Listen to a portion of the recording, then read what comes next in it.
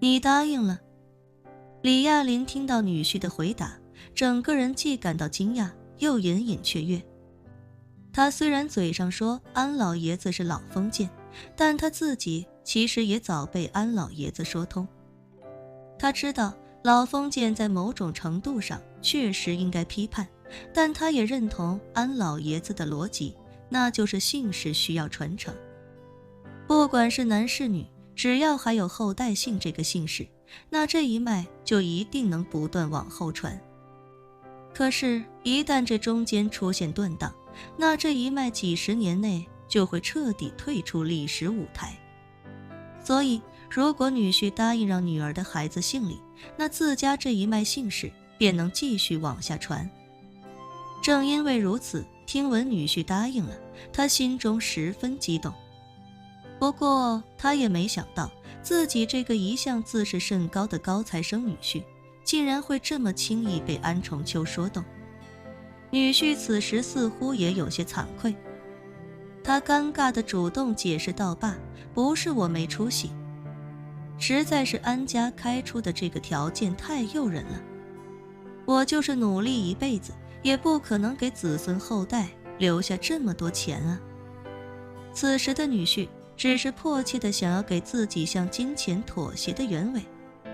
却根本没意识到，其实他的妥协是李亚林最期待的结果。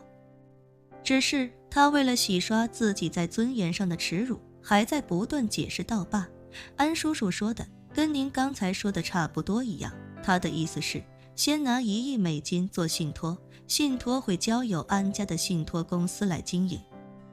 而且安家的信托公司由于背靠整个安家的资源，所以他们的收益情况要比市面上绝大多数的信托公司强很多，所以1年至少能有大概8%的收益率，只要我履行承诺，18年后，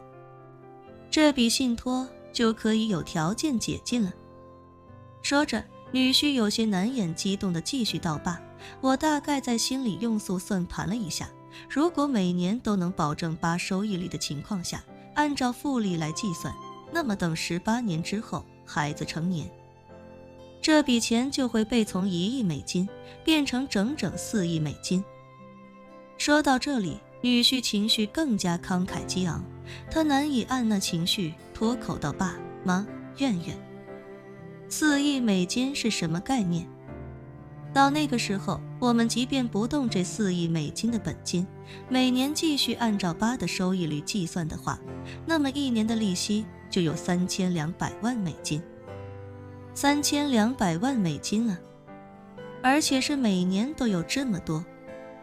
到那个时候，我们每年都可以从银行里拿出这3200万美金。就算通货膨胀在未来发展的再严重，3200万美金也绝对足够一个家族1年的日常开销了。到时候我们就可以给孩子最顶级的生活水平，最顶尖的教育资源，让孩子一跃成为社会最顶尖的那一小撮人。这就是一步登天的阶级跨越啊！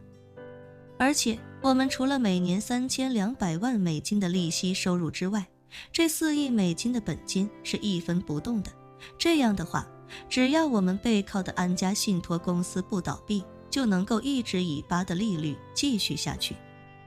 可是即便信托公司倒闭了又怎么样？法律早就规定了，信托公司的自有资产和客户的信托财产是完全分离的，就算他破产倒闭了，清算的时候也不可能清算到我们这笔钱。我们到时候只需要换一个信托公司，转移一下权益就可以了。再换句话说，只要美国还在，我们这笔钱就永远在。这就是资产永存，家族永盛啊！激动的女婿在说到这里的时候，整个人已经有些心跳加速，呼吸急促。他整个人满面通红，汗如雨下，眼睛也不自觉地睁大到了极致，而且所有的血管都隐隐有些暴起。李亚林听得都有些傻眼，他忍不住问：1亿美金能有这么大的能量？女婿不假思索地重重点头：没错。爸，在有钱人手里，$1亿就是有这么大的能量。说着，他又道：当然了，这里面最重要的一点就是安家可以给我们保证每年8的净利率。安叔叔说了，如果市场环境下行，达不到8的净利率，甚至有可能出现亏损。安家也会为我们的信托补齐8的净利。打个比方，正常情况下，$1亿第一年会变成$1.08亿，可是如果今年市场环境不好，这1亿最后只剩下了9000万的话，安家会拿出1800万，保证我们的信托剩余$1.08亿。有安家做背书，我们完全不用担心亏损的事情，只需要等着18年后信托收益解禁就可以了。李亚林的妻女已经听傻了，而李亚林则下意识地说道：小孙，这钱是不是太多了？我们一家人何德何能，怎么能拿人家这么多的好处？这实在是太不合适了。李亚林说的并非假话。听女婿算完这笔账之后，他才意识到，安家不只是要给自己一笔钱这么简单，他给的是一个没有期限的永远的承诺。只要安家还存在，那么安家就会保证这个信托的利益。这等于安家给李家发了一张长期饭票，而且这饭票的面额还非常之高。所以他虽然期待女婿能够答应安重秋的要求，但听到这里，他也觉得这份情实在过于厚重，自己实在有些收受不起。可他的女婿眼见他有些犹豫，顿时紧张地说道：爸，您可千万别想不开啊爸，这是咱们一家人鲤鱼跳龙门的绝佳机会，如果错过了，这辈子都会后悔的。说着，他连忙给老婆李媛媛使眼色，脱口道：媛媛，你赶紧劝劝爸啊。李媛媛也被这个数字吓到了，可是她与自己的爸爸又不太一样。李亚林当了一辈子警察，早就看淡了生死，所以对钱其实也根本不在意。否则的话，以他与安家的关系，他在过去几十年的人生历程中，随时可以辞去警察的工作，去向安家讨一口饭吃。而且安家一定会给他极好的待遇，以安家的行事风格和经济实力，说不定他李亚林现在也身价几十亿美金了。可是李媛媛不一样，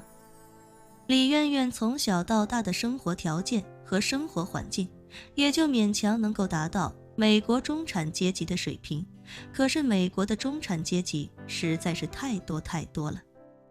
而且李媛媛从小在美国这个物欲横流的资本国家学习生活，对上流人士的生活方式也多有了解，同时也格外向往。只是之前她知道自己向往归向往，但根本不可能有机会实现。可是现在她忽然意识到，难逢的机会就在眼前，触手可及。于是她连忙开口道：爸，就算是为了孩子，您也一定要接受啊！如果有了这笔信托，我跟孙辉完全可以多要几个孩子，这样的话，咱们家一下子就人丁兴旺了。女婿孙辉也忍不住脱口说道：对对对，一定要多要几个孩子，而且这些孩子可以全都姓李，我举双手同意，没有任何意见。本期视频结束，欢迎订阅我的频道，这样就不会错过精彩内容。